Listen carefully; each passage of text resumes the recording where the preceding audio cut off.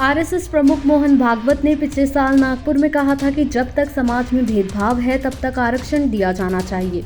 उन्होंने कहा था कि भेदभाव समाज में व्याप्त है, भले ही ये दिखाई नहीं देता हो। राष्ट्रीय स्वयंसेवक संघ यानी आरएसएस प्रमुख मोहन भागवत ने लोकसभा चुनावों के बीच आरक्षण पर बड़ा बयान दिया है। उन्होंने रविवार को कहा कि संघ परिवार ने कुछ समूहों को आरक्षण देने का कभी विरोध नहीं किया है। हैदराबाद में एक शैक्षणिक संस्था में कार्यक्रम को संबोधित करते हुए उन्होंने ये बात कही। भागवत ने कहा कि संघ का मानना है कि आरक्षण तब तक दिया जाना चाहिए जब तक कि इसकी जरूरत है। आरक्षण को लेकर भारतीय जनता पार्टी और कांग्रेस के बीच छिड़े वाकयुद्ध के बाद भागवत ने ये टिप्पणी की है। मोहन भागवत ने कहा कि आरक्षण और संघ को लेकर फेक वीडियो फैलाया जा रहा है।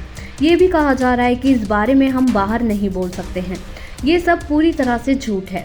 आरएसएस प्रमुख भागवत ने पिछले साल नागपुर में कहा था कि जब तक समाज में भेदभाव है तब तक आरक्षण दिया जाना चाहिए। उन्होंने कहा था कि भेदभाव समाज में व्याप्त है, भले ही ये दिखाई नहीं देता है। आरक्षण छीन लेना चाहती है भाजपा, बोले राहुल गांधी।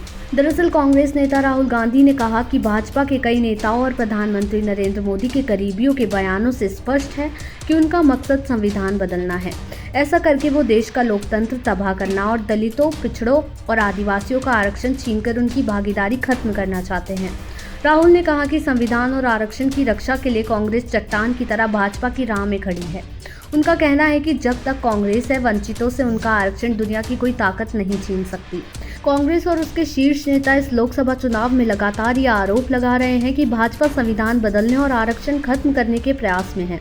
दूसरी तरफ प्रधानमंत्री मोदी और भाजपा के वरिष्ठ नेताओं ने हाल में कई चुनावी जनसभाओं में आरोप लगाए कि कांग्रेस एससी, एसटी और ओबीसी के आरक्षण को मुस्लिम समुदाय को देना चाहती है।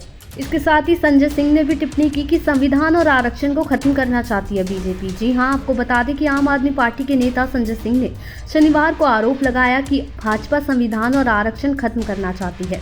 उन्होंने कहा, अगर भाजपा जीतेगी तो देश में तानाशाही होगी। मैं कहना चाहूँगा कि सूरत तो सिर्फ एक उदाहरण है, पूरा देश दांव पर है। उन्होंने आरोप लगाया कि भाजपा बाबा साहेब के संविधान और वोट की ताकत को खत्म करना चाहती है। वो दलितों, पिछड़े समुदायों और शोषित वर्गों के आरक्षण के अधिकार को भी खत्म करना चाहती है। देश दुनिया की ऐसी ही तमाम खबरों के लिए देखते रहें सहारा समय का डिजिटल प्लेटफॉर्म समय डिजिटल।